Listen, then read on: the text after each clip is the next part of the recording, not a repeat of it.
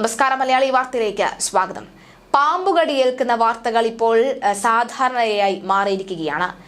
1ാം class വിദ്യാർത്ഥിനി പാമ്പുകടിയേറ്റ് മരിച്ച വാർത്ത കേരളത്തിലെമ്പാടും ഒരു നടുക്കം രേഖപ്പെടുത്തുകയാണ്. വടാനപ്പള്ളി ഇടശ്ശേരി CSM സ്കൂളിലെ 1ാം ക്ലാസ് വിദ്യാർത്ഥിനിയും കിഴക്ക് പുളിയംതുരത്ത് വാടകയ്ക്ക് താമസിക്കുന്ന തച്ചാട് നന്ദുവിന്റെ മൂത്ത മകൾ അനാമിക എന്ന 6 വയസ്സുകാരിയാണ് മരിച്ചത്.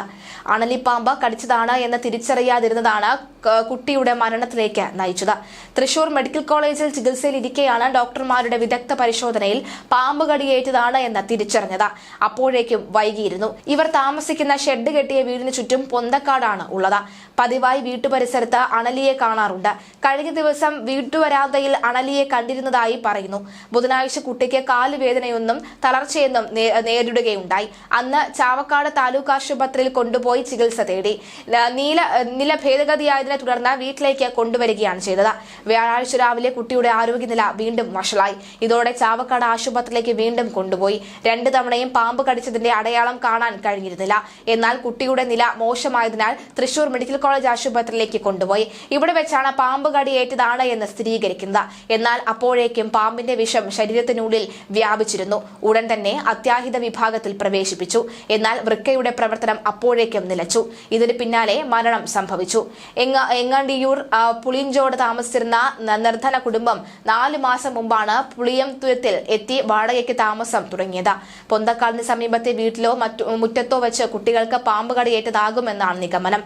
പാമ്പ് കടിച്ചത് കുട്ടിയോ വീട്ടുകാരോ തിരിച്ചറിയാതിരുന്നത് ചികിത്സ വൈകാൻ കാരണമായി എന്നാണ് ഡോക്ടർമാരും പറയുന്നത്.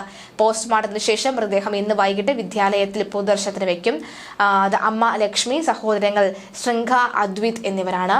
സത്യത്തിൽ ഈ 3 കുട്ടികളുമായി പൊന്തക്കാട് പിടിച്ച വീട്ടിൽ താമസിച്ച അവരെ സമ്മതിക്കണം. മാത്രമല്ല അവരുടെ ജീവിത അവസ്ഥ അത് തന്നെ ആയിരിക്കാം എന്നുള്ളതാണ്. പാമ്പ് കടി ഏറ്റവും ഉടനെ തന്നെ ചെയ്യേണ്ട കാര്യങ്ങൾ ഫസ്റ്റ് എയ്ഡുകളുണ്ട്. പക്ഷേ അങ്ങനെ ചെയ്യുകയാണെങ്കിൽ നമുക്ക് ഒരു പരിധിവരെ രക്ഷിക്കണം. പക്ഷേ ഇത് അറിയാതെ പോയി 2 ദിവസം അതിനുശേഷമാണ് മെഡിക്കൽ കോളേജിലെത്തി അണലിയാണ് കടിച്ചത് എന്ന വിവരം വീട്ടുകാർ അറിയുന്നത്. അപ്പോഴേക്കും വൃക്കയുടെ പ്രവർത്തനം പൂർണ്ണമായി തകരാറിലാവുകയായിരുന്നു.